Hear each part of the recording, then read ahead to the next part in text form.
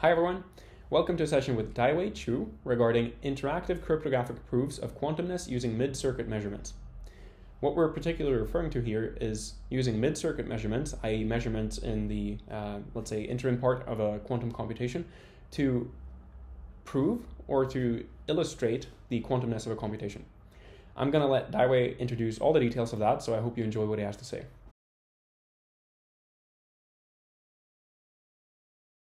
Daiwei, thanks a lot for joining today. Yeah, pleasure. We have the paper on the screen now. We're going to be talking about the publication called Interactive Cryptographic Proofs of Quantumness Using Mid-Circuit Measurement.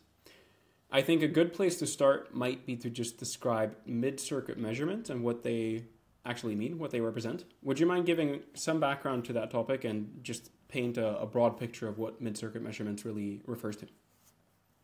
Yeah. Sure. So the mid-circuit measurement is normally, canonically referring to when you have a quantum circuit that you perform your quantum gates on the circuit, on your qubits. And then at a certain step, you you measure a subset of your qubits while keep the rest of the qubits coherent. And then you extract those information on those subsets you choose to measure and decide to do it or not, or just to keep it for very specific purposes, like what we are having here. Normally, you always have to do something else, right?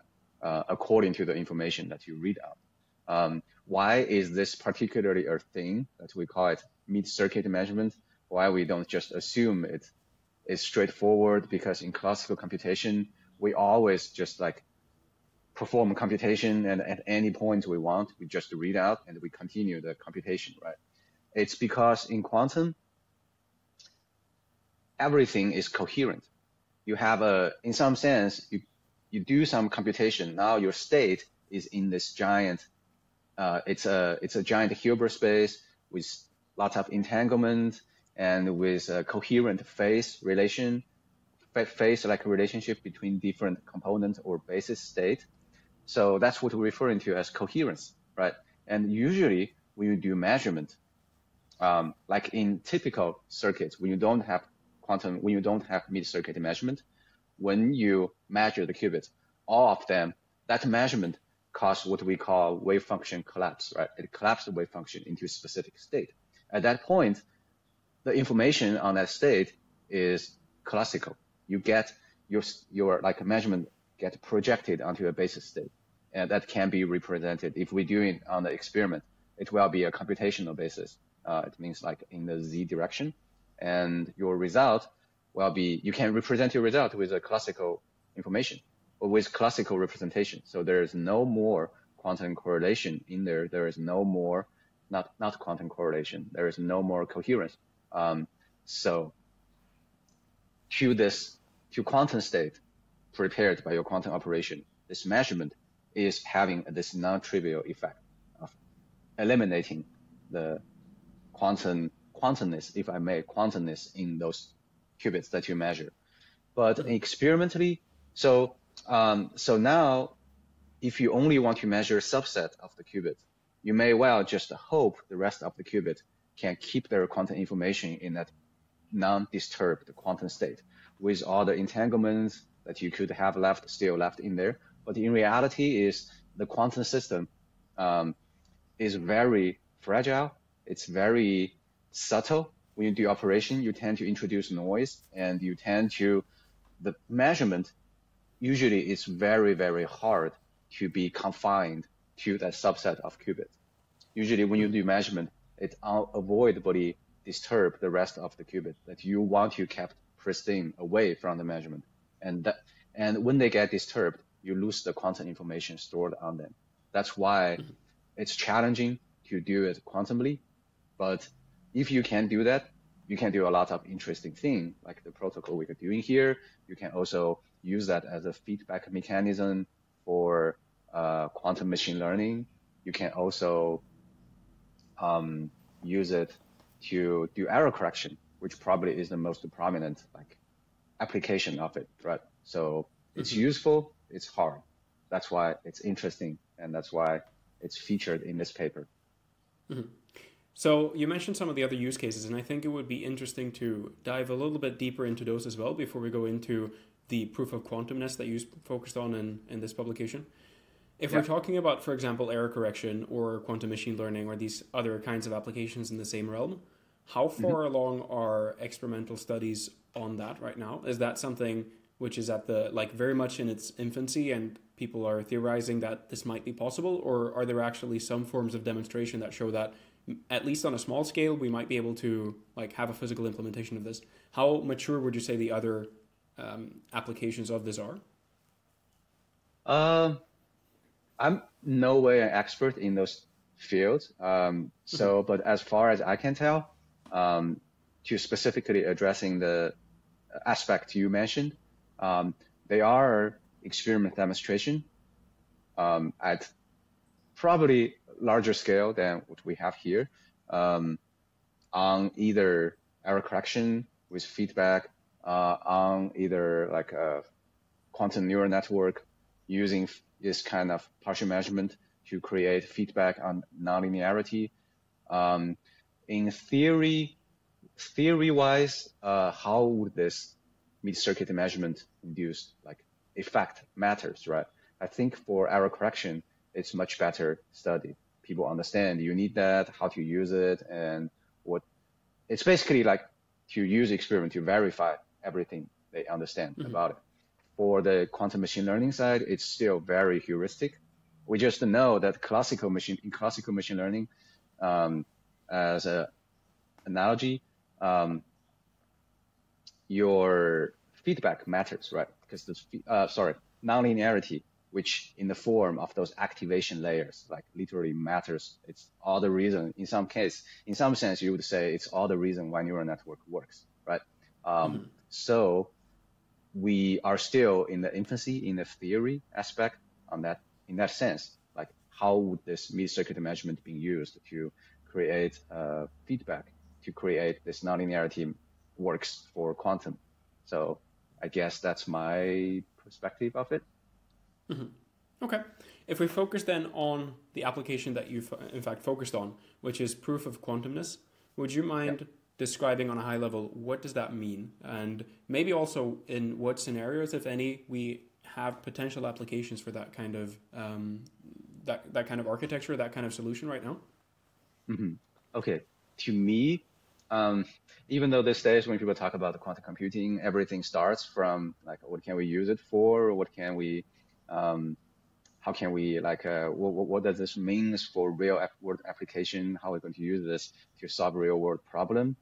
I don't want to say it with a negative tone, but I feel, to me, it's actually what gets me most excited is not really just about how we can use it for other stuff, right? This thing is fundamentally interesting to me as just a scientific, or if I may, even just a philosophical question itself, right?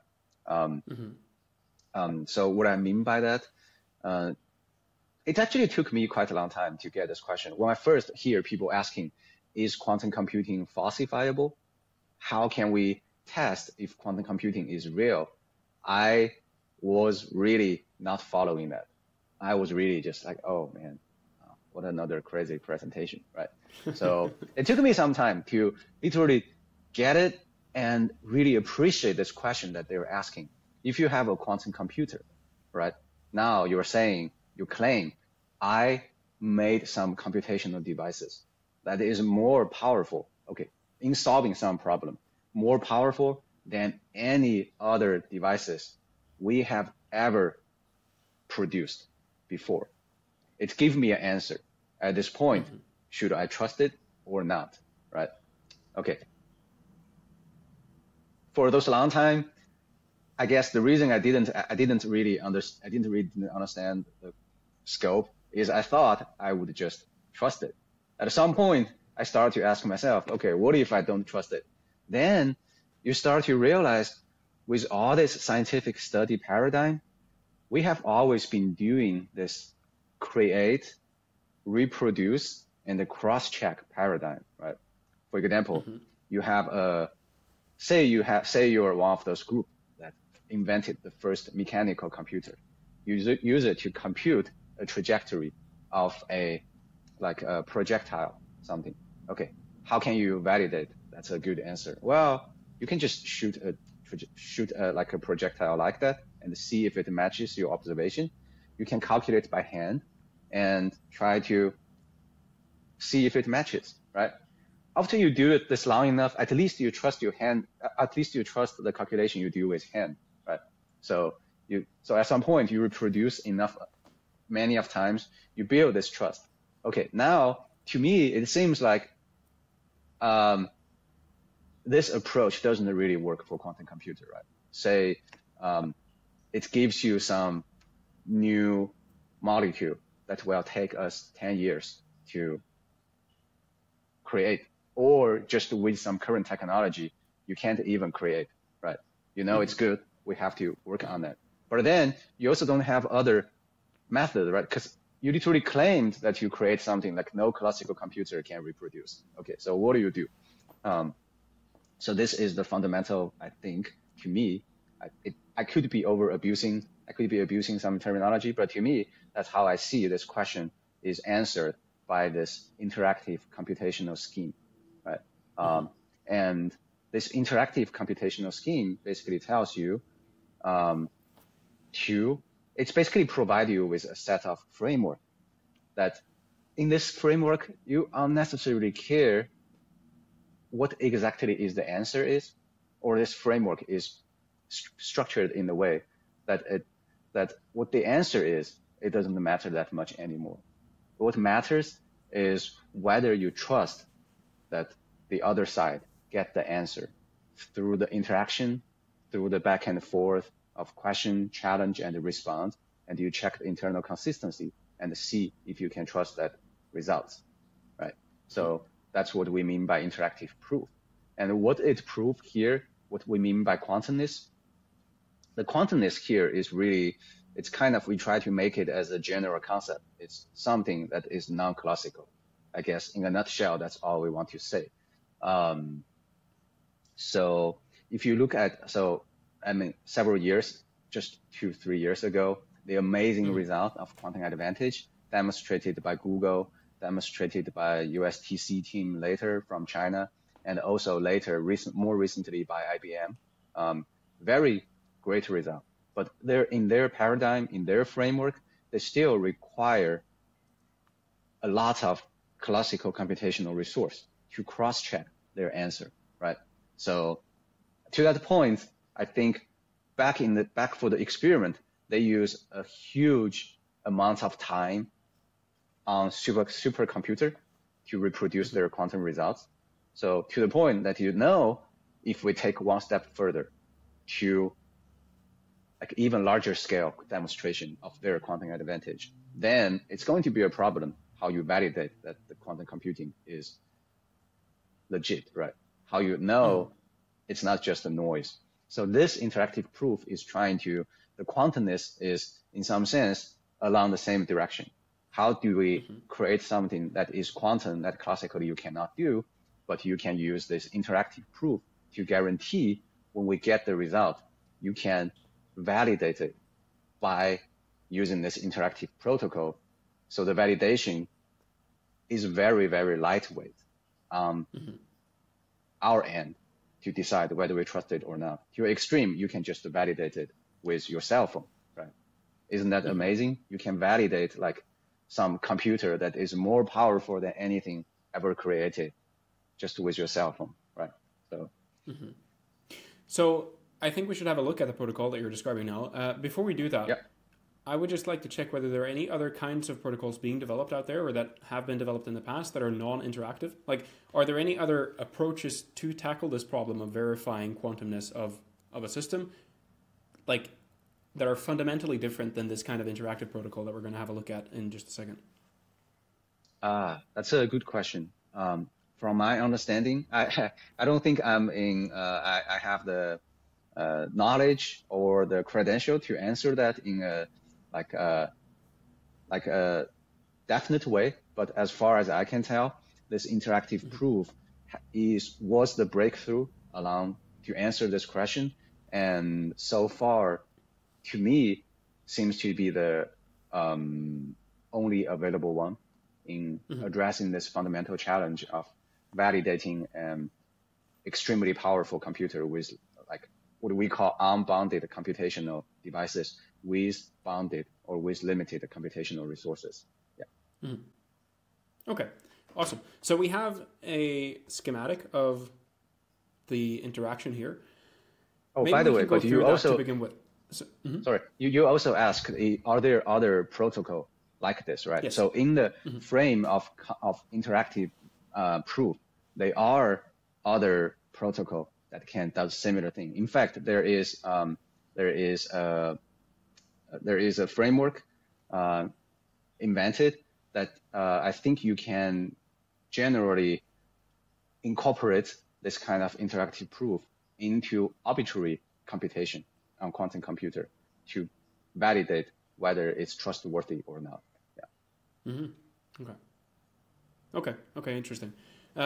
So for this one then, we have the following setup. And we have then the verifier here, and that would be the lightweight computational device. And then there would be the prover here, that would be corresponding to the quantum computer. And we have some interactions going back and forth here. Could you just quickly describe what these different steps are? So we have a commit step up here and then a measurement stage at the bottom. What do we do in the corresponding sections? And then we can get into the details of these different functions that we're sending back and forth. Sure. It may be challenging to talk about this without actually looking at the math, but let me give my best shot. Okay. Audience always feel free to refer to the paper and the reference. But so the idea, the key of this procedure is this 2-to-1 trapdoor clock-free function, what we call a 2-to-1 TCF, trapdoor clock-free function F here. Okay. It's a cryptographic instrument in classical cryptographic community. In the research, people know this for a long time, actually have been used in many, probably in some like encryption scheme running on a cell phone, they're using this, right? Let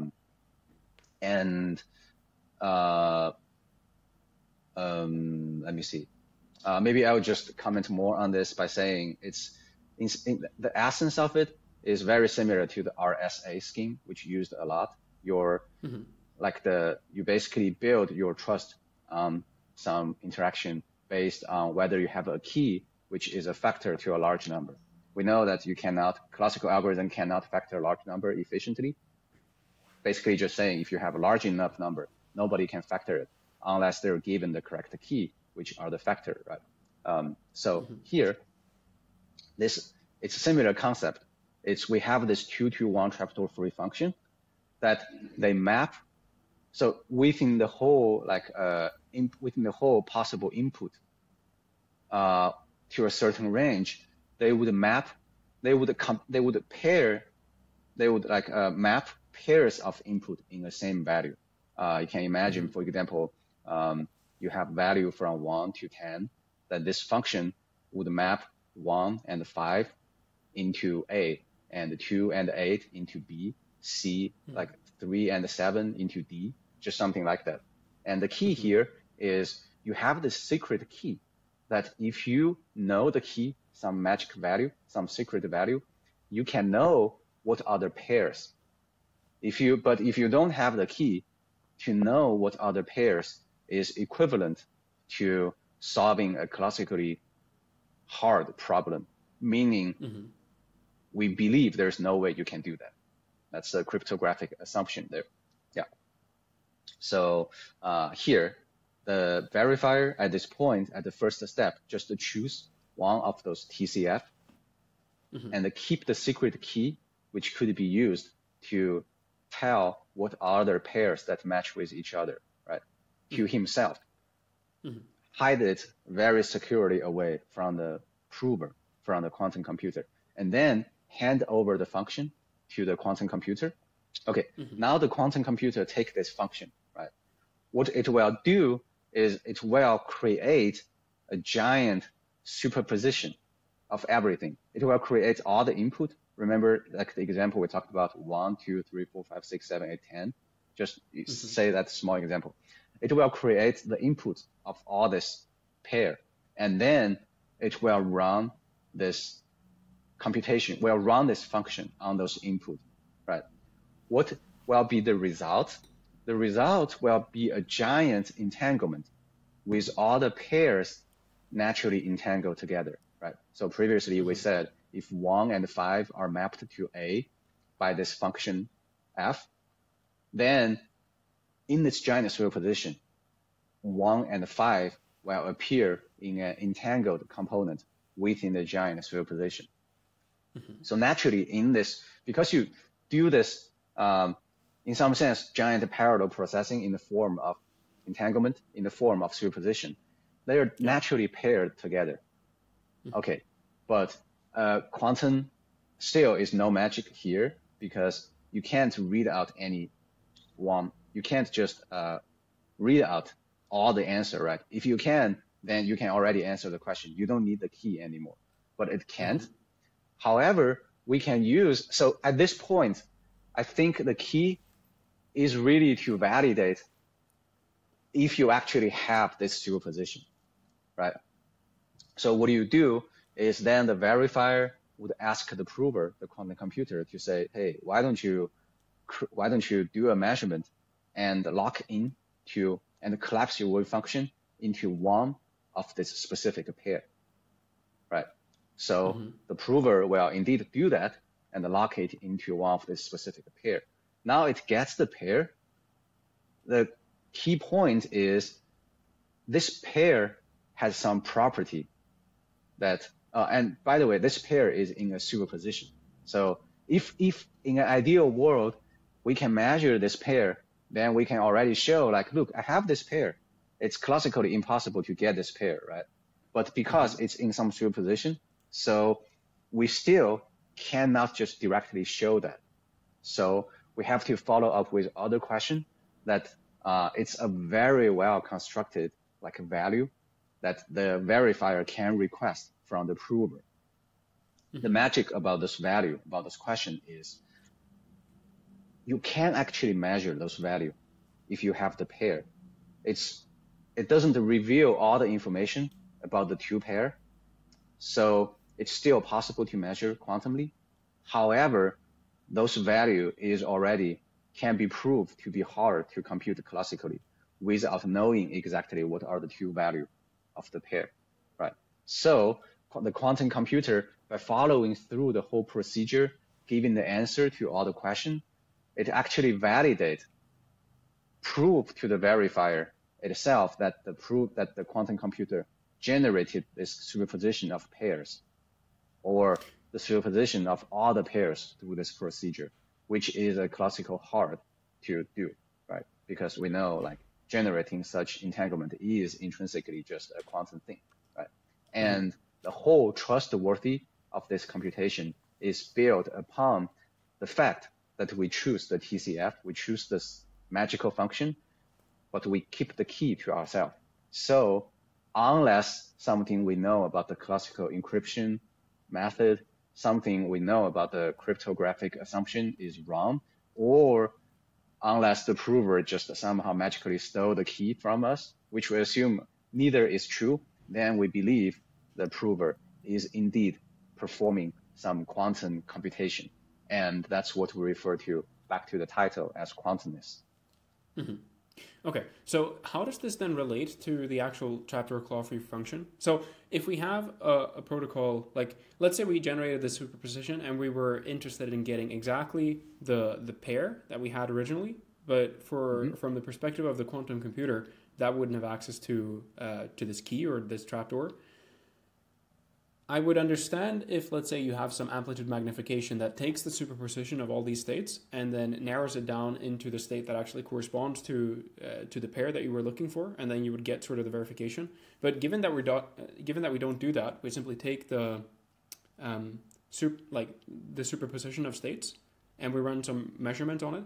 What are those measurements that actually arise, like that actually bring a necessity for having this sort of trapdoor-claw-free function in the first place?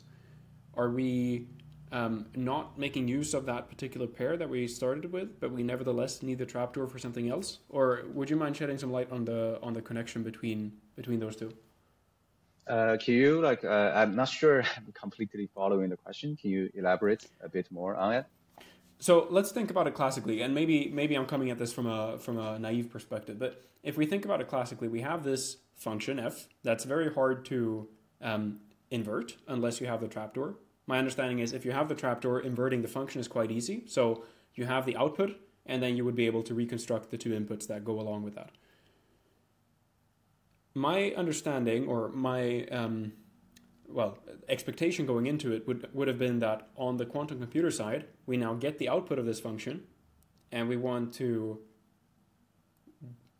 decompose that into the two input arguments. But it seems to me that that's not quite what we're doing. That we're instead receiving this function, we're creating a superposition of all the different states that are associated with it, and then we ask some questions, but I don't quite understand what questions we're asking there specifically. Because we don't seem to be asking what were the original two inputs that led to this particular function value. I see. That's a very good question. I'm not sure if I can answer it without referring to the math again, but let me give it a shot, nevertheless. Okay. Let's first look at the quantum side. What it does is at the first, after it receives the trapdoor-free function, it creates a giant superposition of all the input, right? Mm-hmm. And then it performs this function on all this input in superposition. So just in some sense, think it as one black box step. After that, mm-hmm. the computation finished, all the input are now associated with what the value they're mapped into, right? Mm-hmm. And for every one in the superposition, there is another one in the same superposition that got mapped into the same value, right? Mm-hmm. So they will be in an entanglement with that output value. Mm-hmm. And the input will be the two input pair, right? And they're in superposition. They're in this kind of superposition, and this whole thing is a giant entanglement, mm-hmm. right? So now we measure the output part, which is a value that corresponds to two different inputs, right? If we measure the output, then the whole wave function would collapse onto that and one of the specific output, because you can't control which state it collapses into, right? It will just randomly collapse. Yeah, it will just randomly collapse to one of it. Okay. Mm-hmm. That's exactly the point. So if I can jump in here, because that's exactly the point where I think we're diverging. I don't know if you're familiar with, for example, a Grover search algorithm, but in that algorithm, as far as I understand at least, there's an amplitude magnification stage where we are in a very similar position to what it seems to be that you're describing now. Like we have some superposition of a lot of states wherein one corresponds to the particular readout that we're looking for, or the particular value, and then you would do a form of amplitude magnification toward that state so that when you then collapse the quantum state in the end, you have a high probability that it falls onto the specific state you're looking for. My understanding is you're not doing something similar to that here. You're doing something else, right? We're not. So as we both agreed on the same page with, when you measure it, it will arbitrarily randomly collapse into one of the output, right? Which associate two input states together into a pair a pair in the form of superposition, right? In the scheme of Grover, you may think it's important to choose which one it collapses to. So you do this, what we refer to as amplitude amplification, right? Here, interestingly, it doesn't matter. We can just let it collapse onto any output that associate with any pair. Why? I think the math behind it probably could be deep, but I guess if we just quickly think about it, let's think about the classical correspondent of this procedure. It's basically like saying you pick one of the input, arbitrary input, yeah? Mm-hmm. Sure, you can compute what is the output of it. It's easy. That's the property of the trapdoor. I probably haven't specifically say that, but it's easy to go this way, right? To get the input. Mm-hmm. But you can't do the other side without the key that's kept as a secret for the verifier.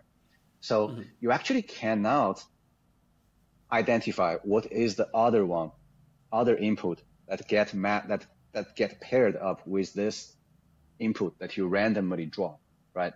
With that, I guess all I'm trying to say is no matter what is the output that you have, no matter what is that random one number in the pair you choose, you cannot know what is the other number in the pair.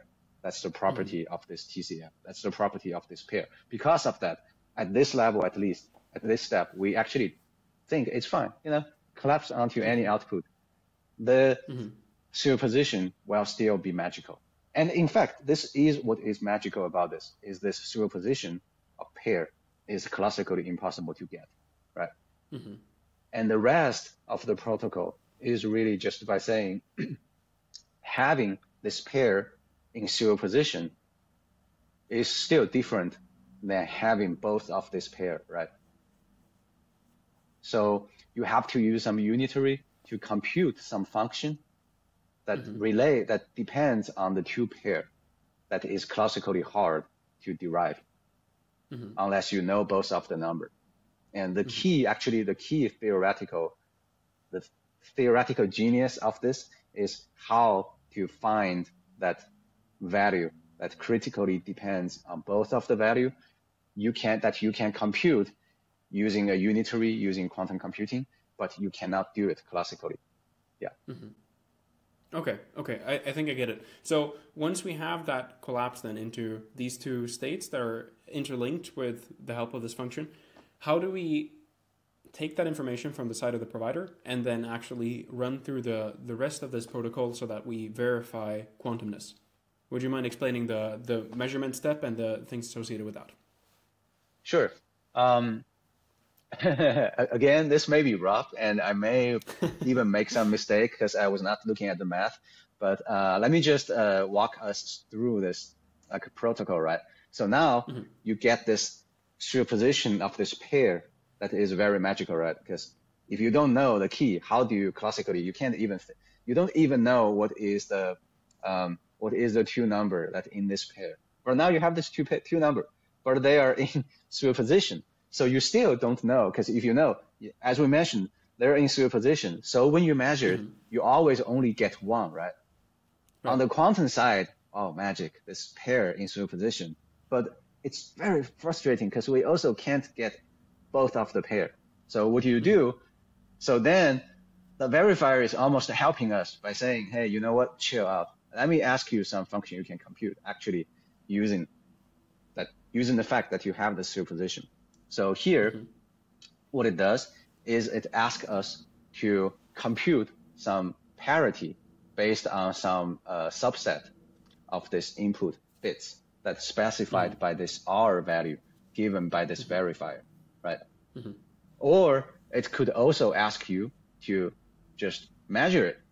See, here is the other branch. It says store parity of subset in an oscilla, or just request the measurement in an X or Z basis, which means sometimes the verifier would say, hey, you know what? Make your state into this parity specified by the R. Sometimes it's just to say, okay, just give me one of the value. It's fine. Just do that, right? So when you do that, it's actually not that magical, right? Because we know if we just look at this classical part, what does that mean? If we want to cheat, it's literally as just saying, draw one value from your possible input, compute the output, right? Which is easy. Okay, but nevertheless, to avoid the prover from cheating on the other branch, so even though this branch that of request is easy, but it actually protect us from cheating on the other branch, which is the branch that involves the R. Okay, so now let's look at the branch of the R. You do this parity and you measure the oscilla and you return the oscilla to the parity, the value of the parity for those R to the verifier. Now verifier know what is your R. Okay, at this point, it's interesting. The verifier now know what your two input state will be polarized along. Now, this is kind of really just out of nowhere. What do we mean by they're polarized along different directions. Let's just say it's a consequence happens to your state after you do this parity calculation and do the measurement and seal a qubit. Now you have this two pair. Now essentially at this point, what we next perform is we call computational Bell test. This is really amazing. Because if you think about it, it's literally saying if you have a superposition, how is it different than having classical ensemble of sometimes one of them, sometimes another one of them, right? Because this is essentially what we are only allowed to do in quantum computing. We have been along all this line of, we talk about this, we have been struggling with the fact that we have this two pair, but come on, they're in superposition. What can we do? Everything we know about quantum, actually the intuitive way is it has to relate to Bell test. Because in Bell test, that's something you can show the difference. So we perform this computational Bell test using the polarization of these two states. It will tell us if you actually have a quantum superposition, then you can answer the question better with a slight margin. That is the thing that tells you that slight margin is what shows we actually have this superposition, right? So, and is that also, just to jump in quickly, is that also what we're seeing in some of these graphs in the results? The results of yes, that computational Bell test? Exactly, yes. So here we see PA and PB. PA, I think, if I'm not embarrassing myself again, PA corresponds to the branch that I personally think what the function is to protect against you performing some. It's actually not trivial to see. It's kind of mathematically not that trivial, but if you don't ask the prover, if you don't surprise him, right, by sometimes him or her by sometimes saying, oh, just give me the value, one of them, it's fine. They actually could cheat the second branch, which we perform the Bell test. So you still have to do A, and here you see that the probability of the verifier, of the prover giving the right answer is PA. Yeah, and the PB correspond to that computational Bell test we perform in the other branch. Yeah, and depending on where you are, like what's your probability value for successfully answering each case, we will land on one of the two phase space. And in one phase space, it's the regime that the prover is successing with such a high chance that no classical cheating method could reproduce unless you actually have the two pair, right? Okay, and I suppose then the gray region at the bottom here is where we don't have, let's say, a proof of quantumness, and on the upper region here is where we do. Yeah. The reason we have one of that data point in there is because we have noise, and when your noise accumulates enough, then your computation, you could say it behaves classically, or you could just say like the noise eliminated the possible quantumness in the computational procedure. And yeah, well, I guess this is a tuning parameter, right? So long as you have any measurement up here, that would really be sufficient from the basis of the protocol. So long as you're able to reproduce that reliably. Yeah. And also, it's worth note that here we have the n, right? We have the n in the caption that corresponds to the size of the problem. We want to say that this proof is just the whole proof verify of quantumness is something like asymptotic, right? The thing we compute here is basically, in some sense, is to show that the method would work. All I'm saying is, in the scale that we are performing at 16, n equals 15, right? The number is small, so you can just use classical method to actually crack the function and to get what is the key, and you would have the pair, right? So here is a demonstrating of the method. It's unnecessarily performing this protocol in a scale that is actually classically impossible. So So what are we referring to when we say that we increase this parameter? Are we like, what is it linked to? Is it linked to the function, like the trapdoor function in some way, or is it linked to Yes. the size of the quantum system, or what is it exactly that this m parameter represents? It's both. It's linked to the size of the quantum system. It's also that's the size of the quantum system you need to perform this protocol, right?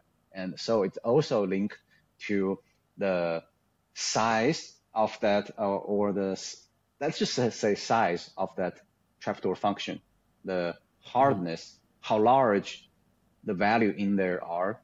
So correspond to how hard it is to actually break the encryption, to actually break the security of that function, right? For example, we can really just, if this is in terms of the RSA, we can just literally say the n is the number that you try to factor, right? So clearly, we know we can't factor a large number, but when it's at the size of 21, you can just try all the possible factors, and you will find one, right? So that's the idea. Okay, okay. How does these, like, how did the results here actually relate to the result graph on the right as well? Would you mind describing just these ones for clarity for anyone watching also? Sure. The one on the right corresponds to the performance of the prover responding to each sequence of requests from the verifier. If we just look at whether we should trust the quantum computer or not, all the information on the left is sufficient.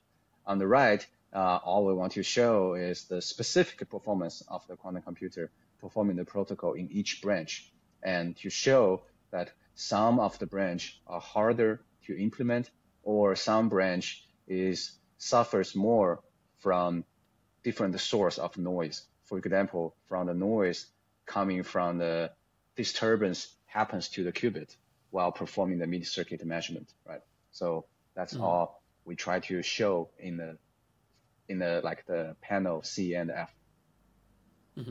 Okay, understood. We also have two architectures here, or two approaches rather, to the verification. Yeah. Like one at the top here, so the top row is all clustered together, and then you have the bottom one. Would you mind describing why we have these two approaches and what the difference is in terms of like when you would be looking to use what?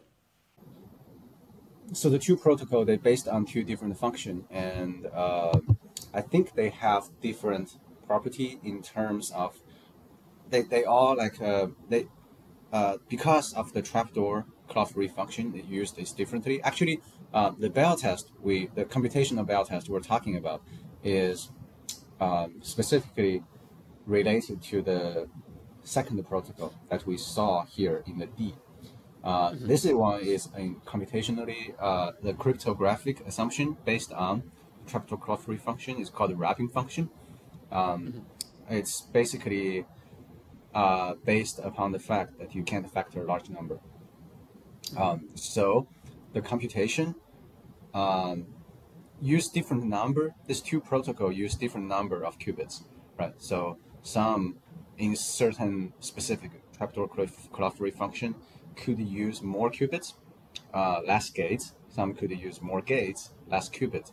And specifically, the A, for example, the other one that is built upon this learning with arrow problem, specifically only require one round of interaction.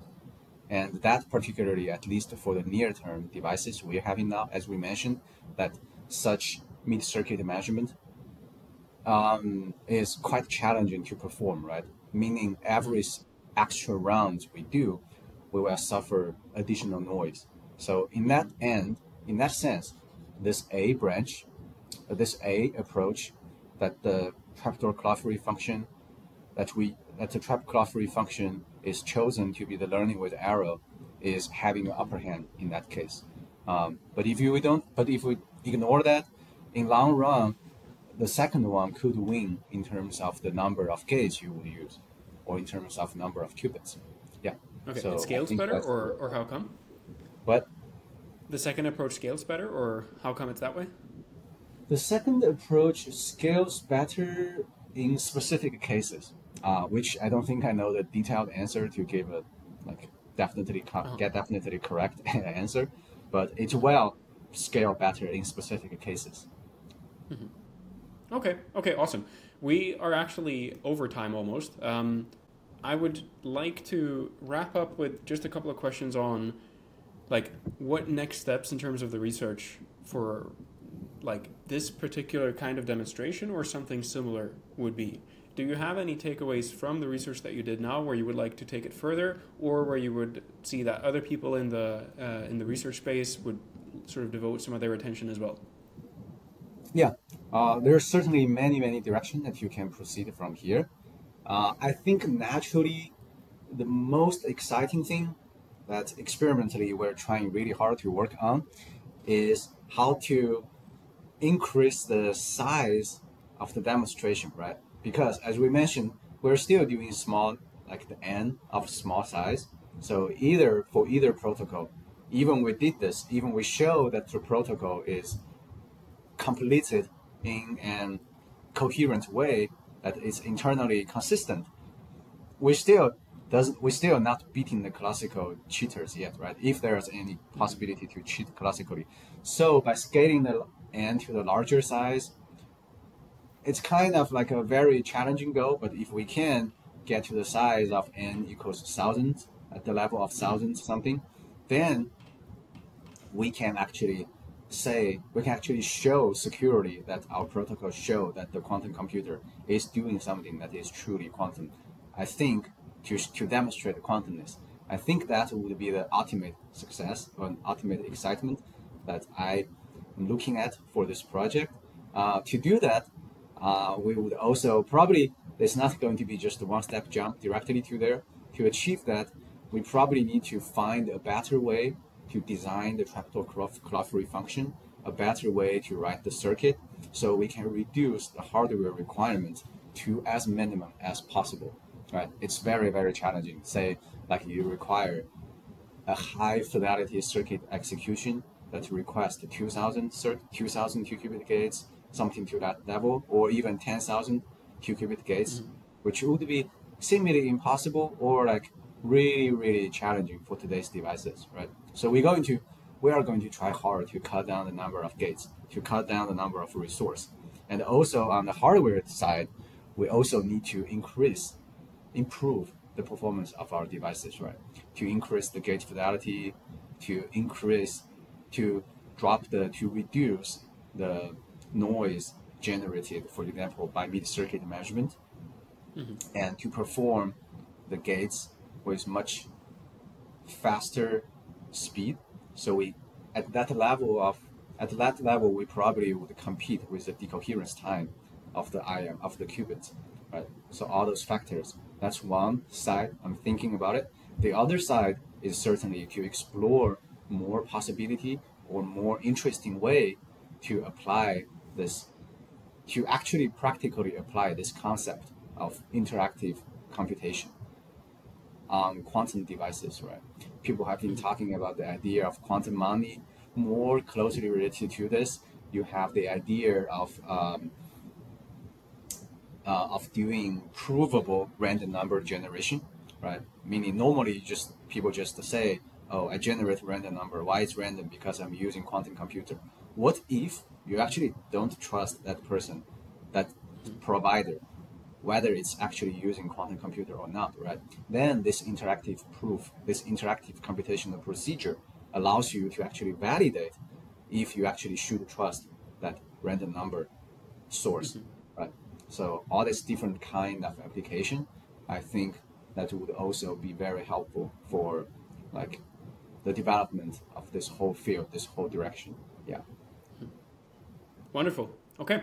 With that, I think we can close the discussion. Thanks a lot, Daiwei, for taking the time. I think it was very interesting listening to the presentation. Thanks, Nick. Appreciate your having me here and arranging this conversation and asking all the good questions. It was pretty fun. Thank you.